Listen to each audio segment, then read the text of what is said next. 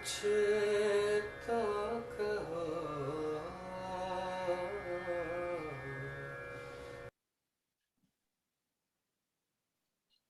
good afternoon, everyone, and welcome to the Center for South Asia Speaker Series.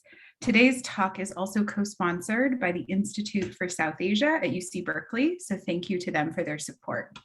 Today, we are thrilled to have Poulami Roychowdhury with us for a talk on her recent book, which is titled Capable Women in Capable States and is available through Oxford University Press. Before we do, I would like to recognize that Stanford is an occupier of the ancestral and unceded land of the Muwekma Ohlone tribe. We are grateful to be guests on this land and commit to solidarity to Indigenous struggles.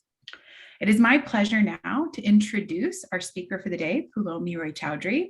She is an assistant professor of sociology at McGill University and has published at a number of esteemed journals, including the American Journal of Sociology. She is one of the leading voices on gender-based violence in India, and her broader research agenda looks at masculinity and labor organizing, media coverage of sexual violence, sexual harassment in both the US and India, and inequality of COVID-19 in India.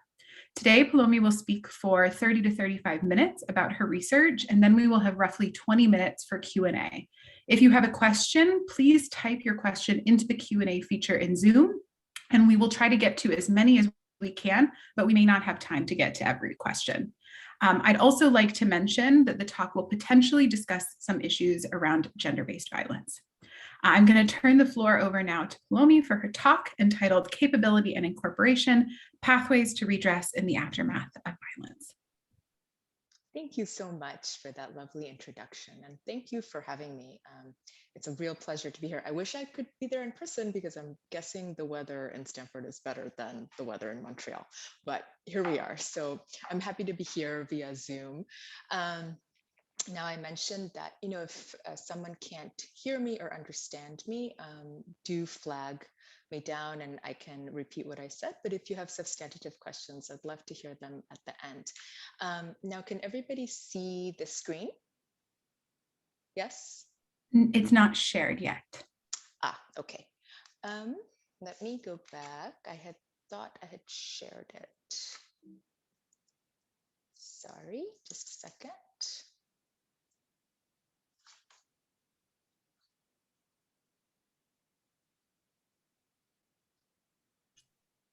Okay, here we go.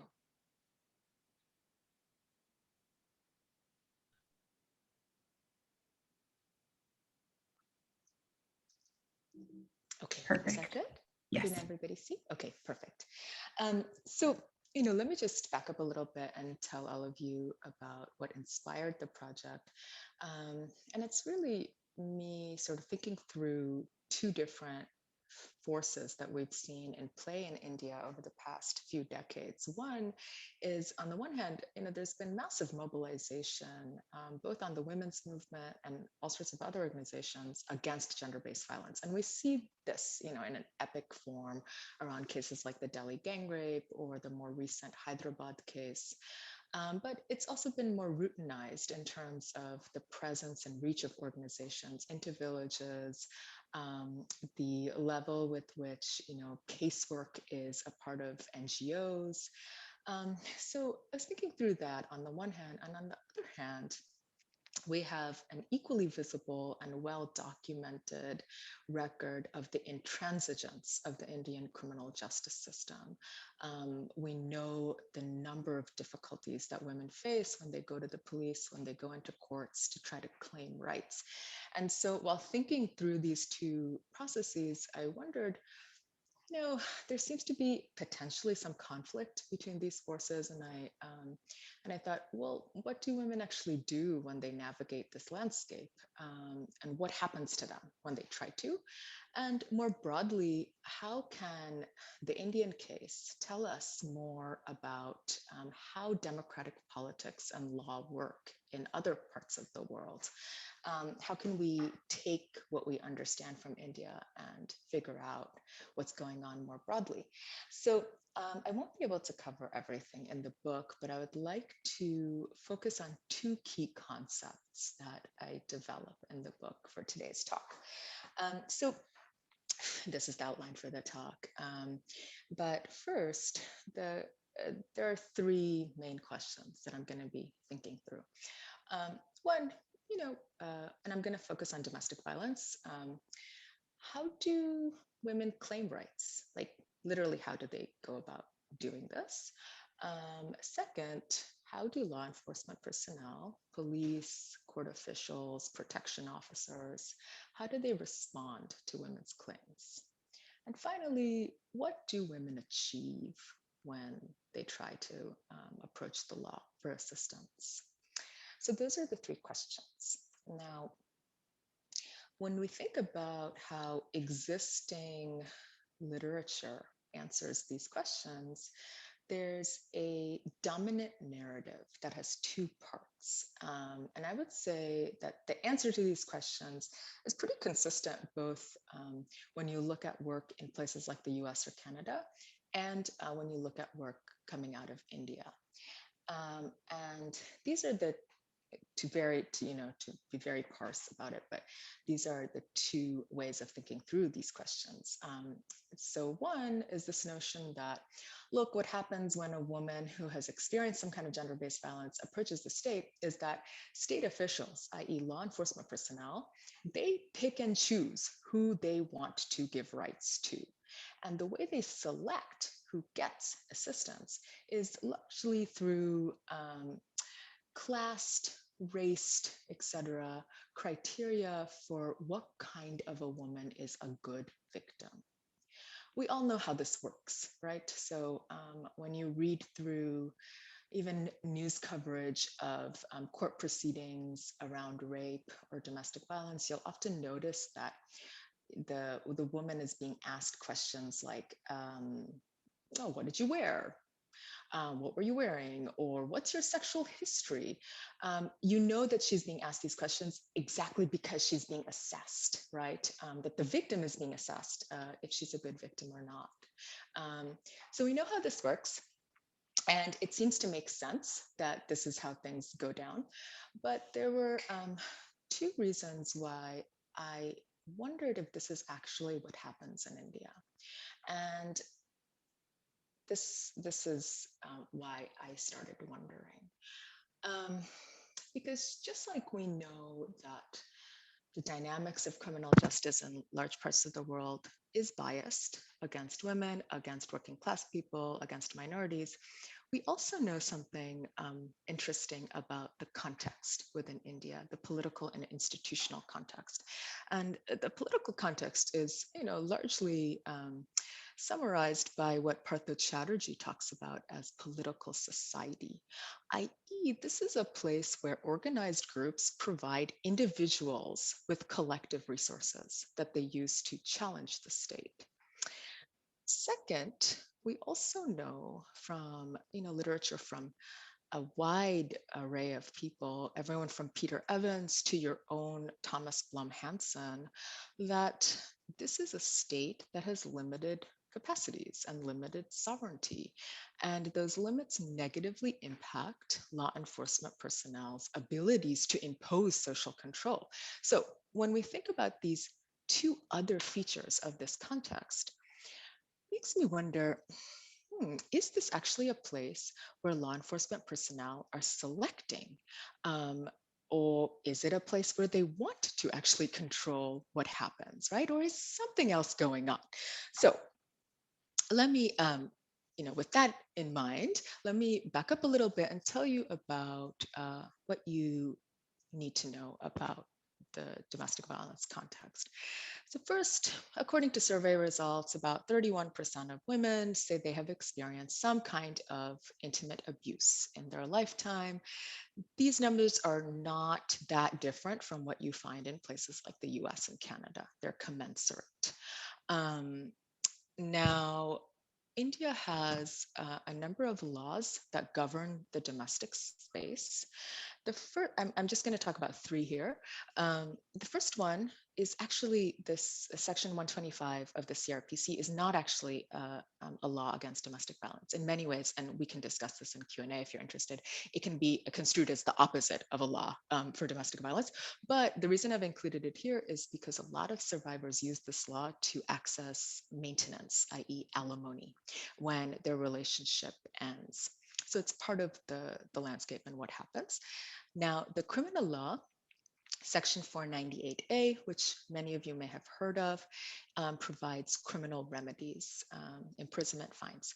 And then there's PWDVA, the 2005 Civil Act, that's only available to women and not men.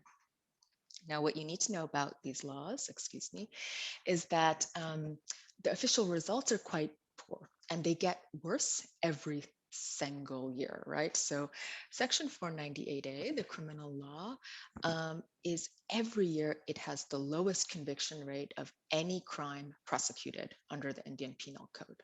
Every year, and it falls every year. So the latest numbers are 15.9% of tried cases actually led to a conviction. Meanwhile, 10.9% of those cases were illegally compromised. 498A is a non-compoundable offense, meaning you can't withdraw it if you register it, but it's routinely withdrawn with under the, like literally the judge is like, whoa, why don't you illegally compromise this, right? So it tells you about the dysfunction around this law. The major issue with the Civil Act is that it's barely being used. Only 616 cases were registered countrywide. And my ethnographic data shows that some of the reasons for that is that nobody knows about this law. Women don't know about it. Law enforcement personnel don't know about it. They don't understand when a woman wants to actually register a case. Okay, so difficult legal landscape. What else is going on around domestic violence? Well, there's a lot of different kinds of organizations that intervene in domestic violence disputes. They get involved, they take sides. This obviously involves women's groups, right? But it also involves political parties, sometimes criminal networks, unions, neighborhood associations. The picture that you're looking at right now is a picture of the Gulabi Gang. You may have heard of them. They were started by Dalit women in Bundelkhand, and they're estimated to have around 400,000 members. And what they do is they train themselves in martial arts, they threaten abusers, etc. So it gives you an inkling of some of the kinds of organizations that are involved in this space. And this kind of political pressure bears down on an institution that is verifiably sexist, but also vulnerable in key ways. Now, the sexism of law enforcement personnel is, I would say, summarized by the fact that generally the impression that they have of survivors who try to make a rights claim is that, oh, this is a home wrecker. So the idea is that, hey, like you're being abused, but your duty as a wife is to put up with it and to adjust, right? But simultaneously, this is also an institution that is really incapable of sheltering itself from external threats, from political parties, from organized groups.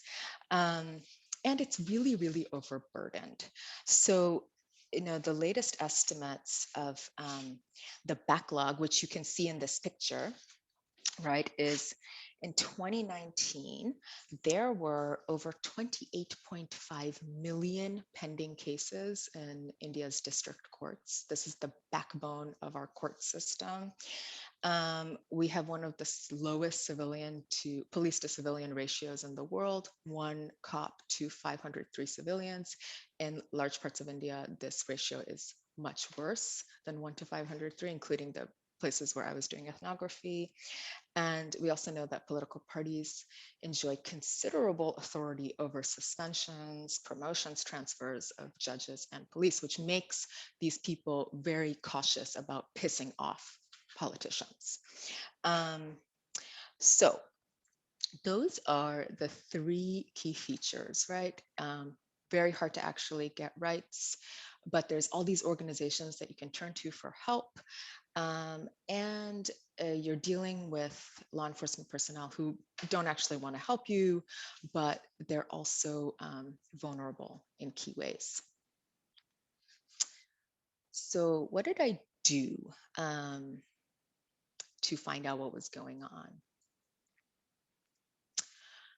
So I did slightly more than 2 years of ethnography in the state of West Bengal. And I can talk, if you're interested in methods, I can talk about why I chose West Bengal and why I think it actually tells us a bit about what's going on in the rest of India. But the ethnography consisted of tracking 70 women who had some kind of complaint and seeing what happened, how their case progressed, who went to the police, who went to the protection officer, what happened, etc. I also did interviews with all sorts of organizational group members like rights activists, political party cadre, etc., who got involved in these cases, and interviews with law enforcement personnel who processed complaints. So that's where the data is coming from. And the interview data covers 16 years of the survivors' lives. So prior to when I entered the field and then after. So I got, like a good amount of data on what happened to their claims over the 16-year period, even though I wasn't there to observe all of it. Now, two things you need to know about the 70 women themselves, two very important things. One is that they came from a diverse cross-section of society. And I intentionally wanted to recruit people from diverse backgrounds because, as I mentioned earlier, existing literature tells us that social background is one of the key cleavages in terms of how the state responds to women. So I wanted to see if that was actually the case, if social background mattered to what happened to them. The other main way in which the sample varied is access to organized help. So as you'll see, most of the women I met had access to organized help, but some of them did not. So 76%, the majority of them were using some kind of organization, 24% did not. And like who was accessing organizations had very little to do with their social background. So women of all different kinds of social backgrounds did access help. Okay, so those are the methods. I'm happy to talk more about that at the end if you're interested. Let me just get to the findings. So the first question, how do women claim rights? Well, they're doing a couple different things.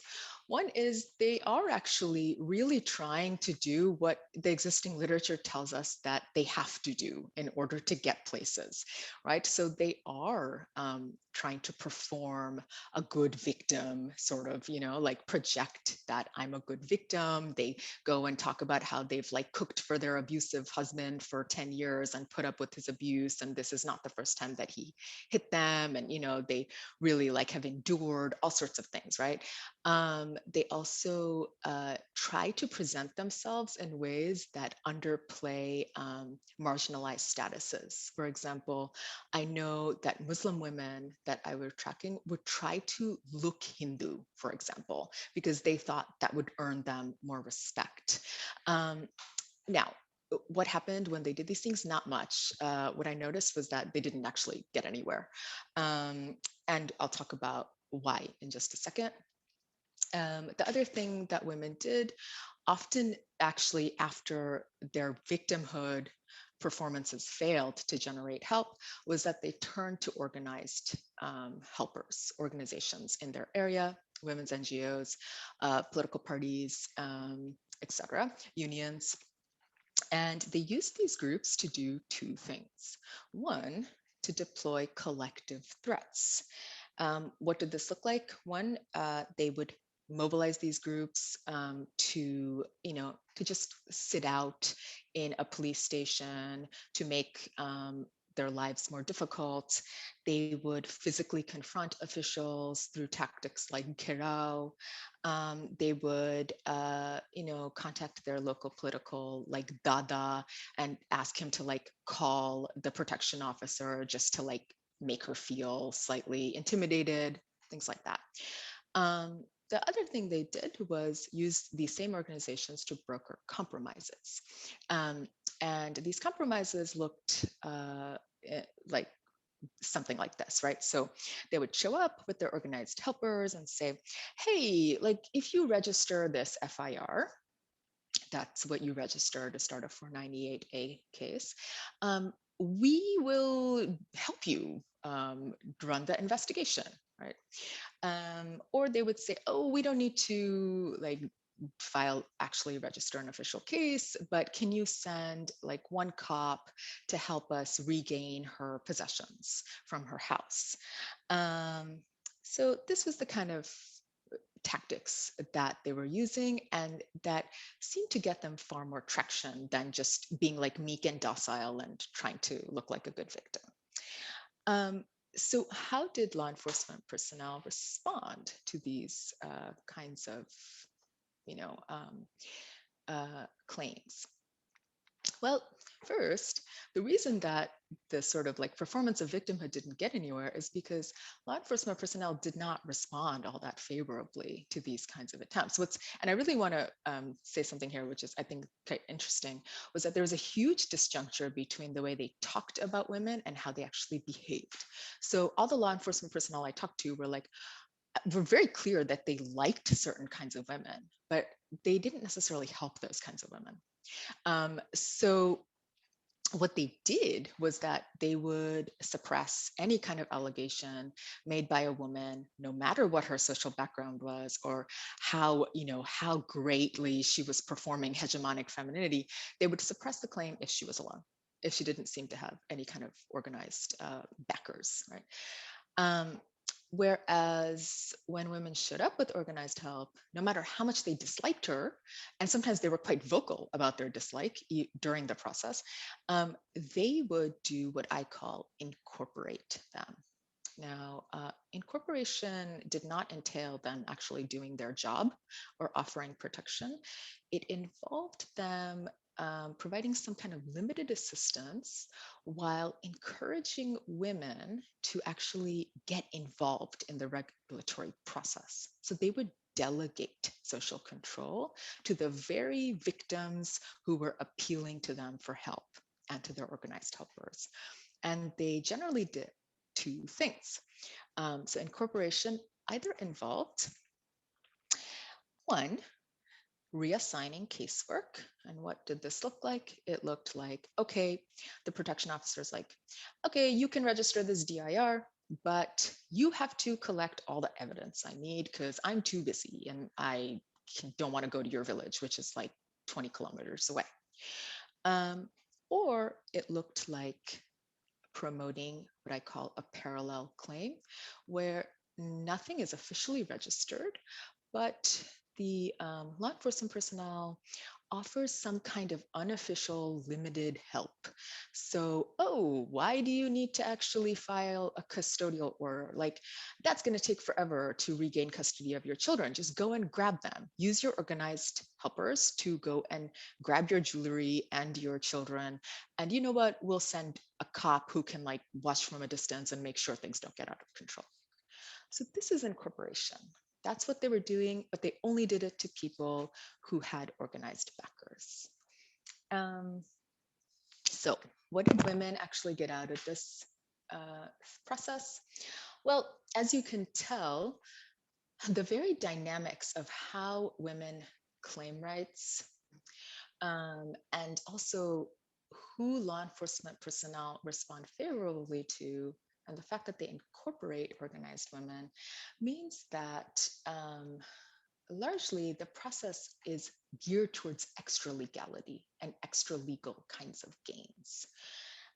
So very, very few women of these 70 women actually had a successful case where they got results through the legal process. So over the 16 years that I have data, 10 out of 70 received a favorable verdict, 20% of the women I tracked. And by the way, much of that success is being driven by CRPC 125, which is not a domestic violence law, it's just maintenance. A mere 10% of the 498A cases were successful. Meanwhile, 78% of these women had an open case at the conclusion of this project. What were they getting? They were getting all sorts of extra legal things. So 27% of these women were able to stop the violence they encountered by, either by threatening their abusers or something, right? Or another 27% separated from their abusers, 31% received an informal financial settlement. Now, as you'll see, the percentages don't add up to 100, and it's because the same woman might have received both a financial settlement and repossessed personal property, et cetera, right? So there's some overlap. So largely, there's an inordinate amount of extra legality that comes out of this process, and law enforcement personnel are quite happy about these extra legal gains. They encourage them. The other thing that women get out of this is a tenuous kind of capability. Just a minute, Soleil, 10 minutes. 10, perfect. I'm actually well under the time limit. So the other thing they get out of this is a tenuous kind of capability, and I put it in quotes because this is what it looks like. So I'll tell you the story of a woman who I call Rupa, who I met quite early on, and she became a really valued informant. So she herself was a survivor of violence, and then she went on by, through the organization that she contacted for help, she actually joined their casework team, became their lead caseworker, started earning enough money through her work at the NGO to support herself, her son, and her aging parents. She was quite well known in the area, in the village, and in the surrounding district where she worked. So she gained a sort of, like she talked about when she first came home to her parents after her relationship ended, that nobody talked to her, including her parents. But through this work, through interacting with the state, by getting to know law enforcement personnel and becoming this kind of person who occupied this space, she gained social credibility. She was invited to give a talk at Jadavpur University, which is a prestigious university located in Kolkata. This was immensely empowering to her. And it was apparent why, right? She had never gone to high school. She felt really proud of herself. So that was the real sort of what she got out of this. And she herself talked about what had happened to her through the terms, the Bengali terms, komota and joguta, which means I am capable now. And this is what's happened to me over the past 10 years. Now, the reason this is in quotes is that there were all sorts of ill effects of this capability. One is that by the time I left, she was severely ill. And part of it was the actual work that she did to help other women exposed her to, she was out in these like courtrooms for hours on end, standing in police stations. She still had untreated medical conditions from the violence she had suffered. She, while she had gained a reputation for herself, she still felt kind of socially isolated, and felt that the minute that she was no longer able to work, she would go back to the status she had had before. So, and most ironically, perhaps, even while helping other women access legal rights, she herself had never managed to win her own case. Her own 498A case had been pending for 12 years. So this is the kind of capability that came out of this system, right? So I want to conclude by talking about two things. One is the key concepts that I've highlighted, and two, their implications. So the first thing that I would like you to take away from this talk is the fact that what we see on the ground in India is not state protection. There's just not much state protection to be had for anybody. The only people that law enforcement personnel seem to be protecting are themselves. Um, what is available is a very different kind of governance model, one that I term incorporation. And incorporation is available to those who can access it, those with organized help, those who can threaten, those who can do the work of the state themselves. And what incorporation does is it delegates social control to civilians, including survivors of violence. What it also does is that it allows law enforcement personnel not to actually do their jobs while maintaining a modicum of safety and job security for themselves. And I would say, and I'd love to talk about this more, that it further erodes the state's monopoly over violence and destabilizes rule of law. Because if, as you are looking at this picture, if this is actually how you access any kind of redress, right? Like by beating up a cop, it has certain implications for the broader fields of legality. The second concept is that because governance is geared around who can threaten the state, who can do the work of the state, and then be incorporated, the pathway for women's citizenship is not victimhood, but this tenuous kind of capability.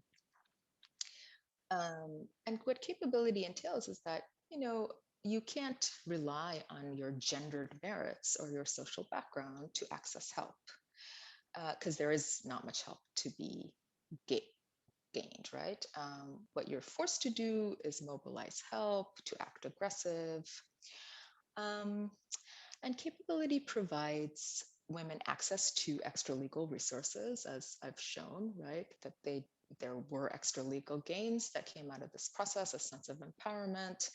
And it may provide pathways for marginalized women, such as Rupa.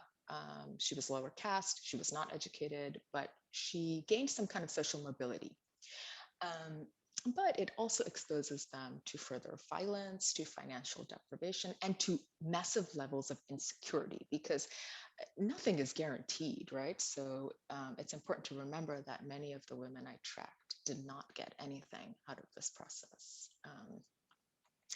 So what can we take away from this? Well, one is that I hope that we can start thinking about concepts like state protection and victimhood as localized phenomenon. I think these concepts have been generalized from contexts like the US and Canada. And instead, we should maybe think of them as parochial, that they are applicable to certain places, but not others.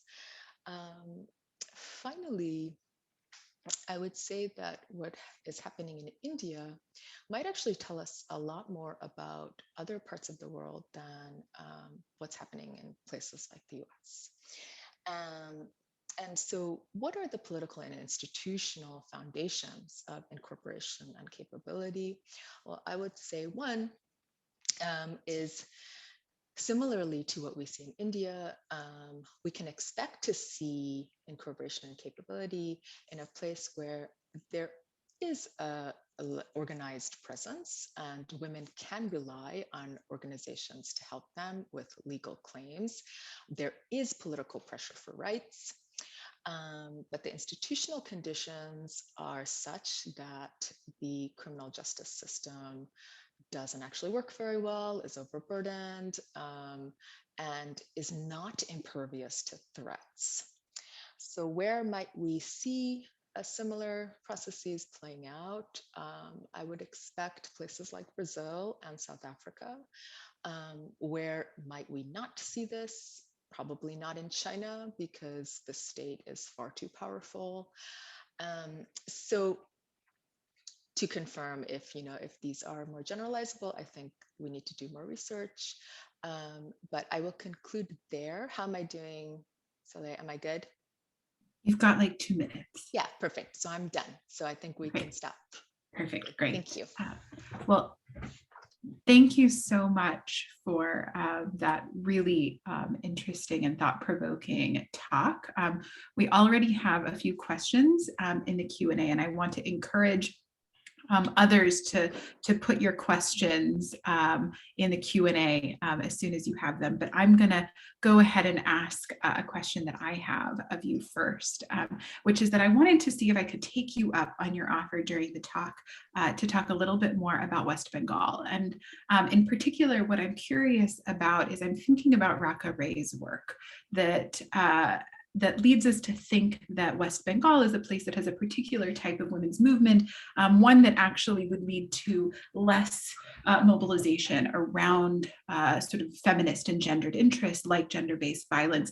And so I'm curious what you think, both in general, this case can teach us about India more broadly, and in particular, if it is true, if you agree that this is a hard case for women to be able to gain access to these kinds of rights, or if the kinds of organizations they're working with are of a particular ilk, what that implies for the argument that you've made. So do you want me to do one by one? Is that what works? Yeah, let's do that. Okay, great. Yeah, this is such a great question. So, I would say that timing matters, right? So Raka's book is coming out a couple, is looking at stuff that's happening a couple decades ago, and that actually really matters. So what was fascinating was when I went into West Bengal thinking that I would do research there, I didn't mean to study gender-based violence at all, and it's because I'd read Raka's book. So I was like, well, there's not going to be much there, right? So I was going to study economic processes because that's what I was expecting because of the CPM having like clouded out other kinds of issues and saying that women's issues just had to do with economic issues, right? So I got there, and what I found was that all these organizations that were saying that they were doing microfinance were actually far more interested in talking about the kinds of work they were doing around domestic violence and sexual violence. And I was surprised. And so I did this 180-degree turn once I got there. And I guess what I found out was that I don't know if West Bengal has caught up to other places. It's just that the field has changed, the field that Raka describes, and it partly has to do with funding sources and, like a larger imperative to talk about violence. But yeah, so the field had changed. And so I think instead of thinking of West Bengal as a hard case, we can think of it as a middle level case, because there are other parts of India where organizing against violence has a much longer history, right? But West Bengal has a high density of organizations, and they've all turned towards addressing these issues over the last 15, I would say 15 years. So I would think of it as a middle case where it's not like a leader, but it's also not at the end of, whatever's happening politically. That's really interesting, and really interesting to also hear about your own process in discovering this. Totally. And it speaks to another question in the Q&A asked by Anna Bigelow, which is, she says, this may be beyond the scope of your work, but does this incorporation process work similarly for all FIRs, or primarily in cases involving women and gender-based violence? And I'm going to go ahead and sneak in. She had a second question, which is that you mentioned political party cadres get involved in the cases. Can you speak more about what this would look like and how it may or may not have varied across social background, including religion, caste, class, and women's experiences? Yeah. So let me talk about the FIRs first. So I can't say this, I can't answer this question with any amount of certainty, but I will tell you this, that I've given a number of talks on this book, and what I find interesting is that people who are studying other kinds of legal processes in India talk about how they see incorporation, not just around gender-based violence, but all sorts of other things. So I do think when I think about the generalizability of these two concepts within India, I think incorporation is not necessarily a gendered process. I think it's happening whenever law enforcement personnel are faced with things they just either don't want to do or don't feel like they are able to do, and there is organized pressure. So what I would say is the limiting factor is that I don't think incorporation is happening around claims where there isn't a sizable kind of organizational basis behind those kinds of, right, like those claims, right? So if you can think of other things like the Forest Rights Act, for example, right, where there are plenty of organizations that are mobilizing around this issue, you might see a similar kind of process going down. So the second question, how do political parties get involved? What does it look like? And how might their involvement vary by social background of the victim? This is a really good question. So I'll tell you how it goes down. So one thing that we need to start with is that political parties in India, their cadre are all men. This matters for women, right? It is not a friendly space. It was not a friendly space for me. So I had to figure out how to even study those people without, like being interpreted the wrong way. It's a very male-dominated space. We also know that political parties often inflict gender-based violence in India.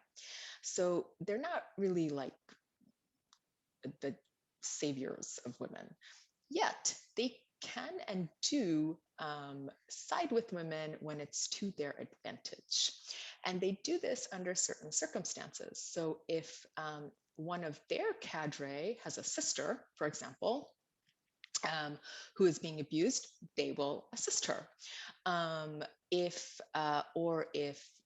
someone has a daughter, right? So you need a male link to the party, and that's what happened. Women didn't need any kind of link to a women's organization. They could directly approach those organizations. The only way they could get access party help is through male relatives, usually almost always on their natal side, right? So that's how it happened. Sometimes it also happened without natal male kin, if the alleged abuser was part of a different political party. So if a survivor knew that her husband was an active member of the CPM, she would go to the TMC local dada in her neighborhood and be like, hey, and then they would help, because they would use it as an opportunity to demonstrate, like, oh, like, look at us, we're so helpful and we help women, right? So those are the two mechanisms through which political parties got involved. And what did they do? They would accompany women just like caseworkers did. They would call the police, they would harass them. They would also send people to occupy stations, things of that nature. Did their involvement vary by the social background of the women involved? Once again here, I don't think I have enough of a large enough sample to tell you if there are significant variations. I did not find the variation dependent on social background. What I found was these other two mechanisms that I just told you about, right? Now, if you know West Bengal, you know that the CPM has historically had a larger Muslim base than the TMC. That's shifted a bit in the last few years. But so when I was doing this research, there was a way in which just because the CPM had a larger Muslim base, more Muslim, like that's who would be like getting involved if a Muslim woman was involved, right? But I cannot say with certainty how. I think I would just need more data and a project just on that. So I will stop there. Yeah, that's actually a great place to jump in. So we had several questions that wanted to understand variance in what you were observing based on particularly caste and but education as well. And so one questioner asks whether you saw any variation between the experiences of Dalit women and non-Dalit women. Another asked about how lower caste experiences varied and how social background more generally informed women's broad experience, stating that what you showed in the tables made it seem that actually there wasn't much of a difference. And so if you could speak a little bit more about how heterogeneity and variance in social background shaped what you observed. Yeah, that's perfect. Can I just ask a clarification about the questions? Because I can't see them, are the questions about how social background shapes women's experiences of violence or their experiences of law enforcement personnel? There are both. So we had one person ask about how, what do you think about how Dalit women experiences were different from non-Dalits, stating that caste plays an important role in understanding sexual-based violence. Another asked, with Indian women becoming more educated and economically empowered, do you see a pattern in the rate of violence against them? And then a third asking, how do you think the social background informs women's experiences of violence when interacting with the police? Okay, so first of all, I actually can't speak about Dalit women. I do not have Dalit women in my sample. And so that's a huge omission, and it might challenge some of the things I'm saying. We could find that, hey, like all like caste groups, like the main cleavages there are organized help, but then when Dalits come into the picture, it's actually like caste status, right? So that's a very like valid critique of this work.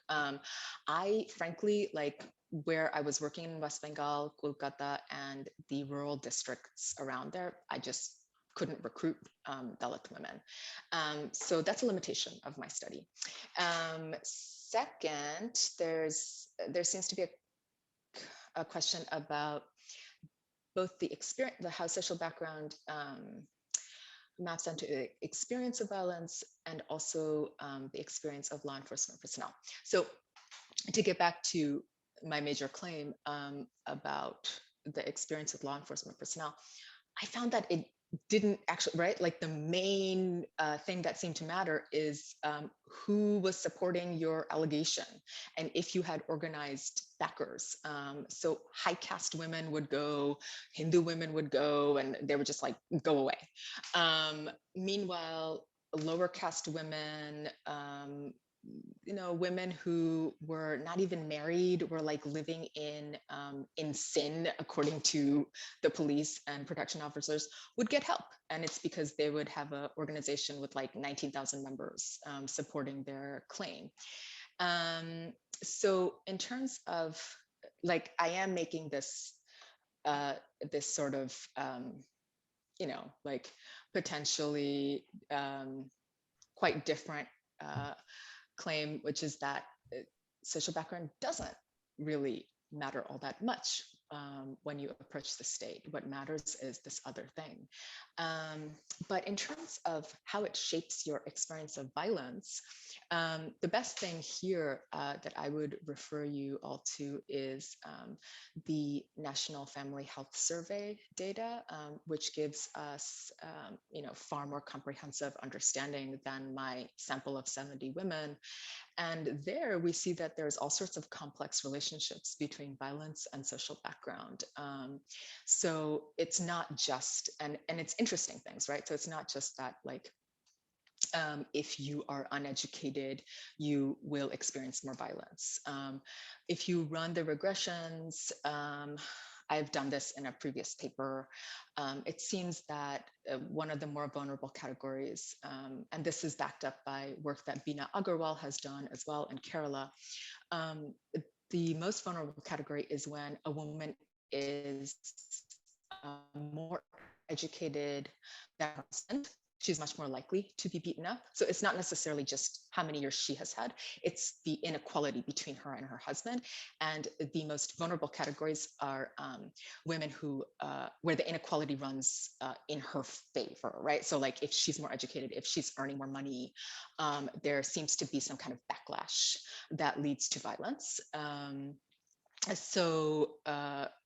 Whereas mitigating factors, and Agarwal has found this as well, are things like property ownership, which gives a woman an exit option if she, she's able to escape because she can financially support herself, those sorts of things. So social background definitely impacts the experience of violence, but not in straightforward ways, according to the NFHS data. Great. We have another question here that wanted to understand the role of domestic violence shelter services in women's experience. So the question reads, I'm curious if any of the women in your study accessed domestic violence shelter services, and if so, what were the results of that? Yeah.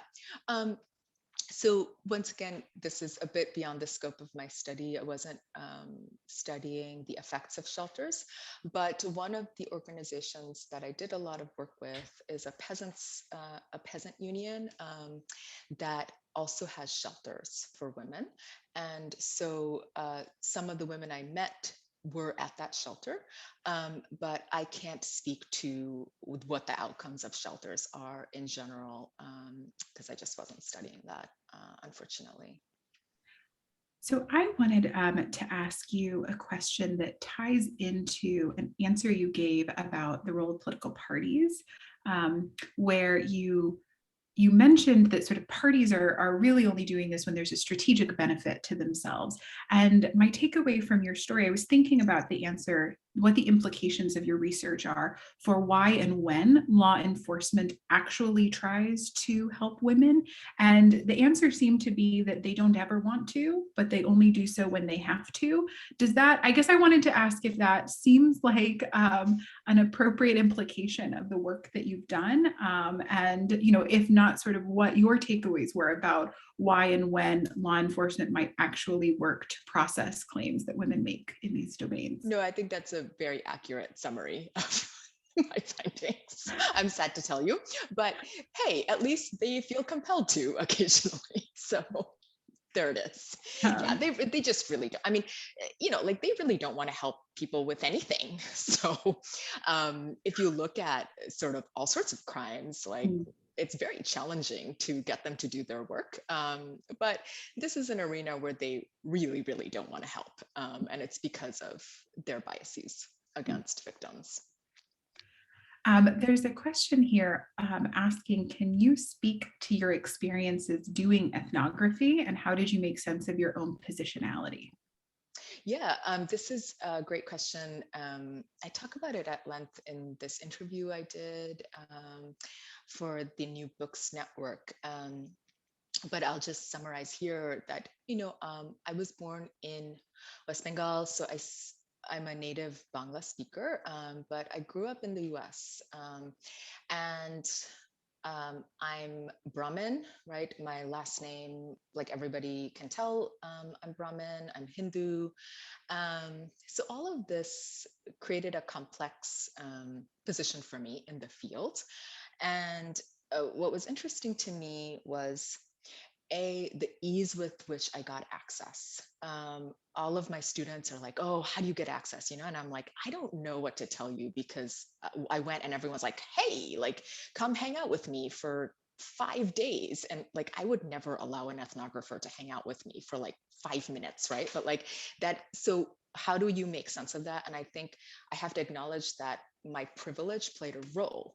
And it played a role in interesting ways, right? Which is that people like Rupa, who I talked to you about, they wanted me around because they used my presence to actually I have a chapter coming out about this, but they used my presence to accrue social capital in particular situations. And like, I'm fine with that because she was helping me a lot, right? So yeah, there's a way in which I fit in, but I didn't fit in. And my own position helped me understand how some of the processes that I described to you actually work, right? Because even I, with my upper caste name, my NRI status, my clearly upper class, like, paraphernalia, like I had a phone and I had a computer, like things like that, right?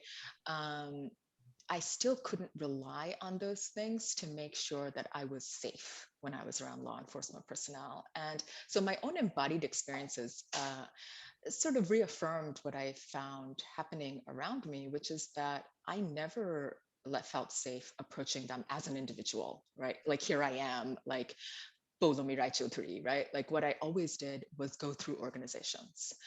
So I gave them my organizational credentials, and then I felt like, they gave me access, and I felt safer. So my own position, I would say, cued me into what was happening more broadly.